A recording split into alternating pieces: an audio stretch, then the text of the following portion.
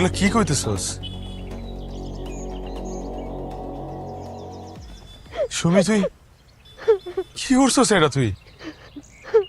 আরে তুই নিজের এত বড় সর্বনাশ কি করে করলি? হ্যাঁ,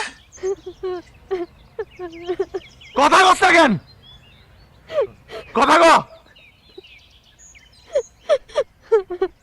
তুই চাচার কথা একটা বারও চিন্তা করলি না? তুই চাচার মান ইজ্জতের কথা একটা বারও চিন্তা করলি না?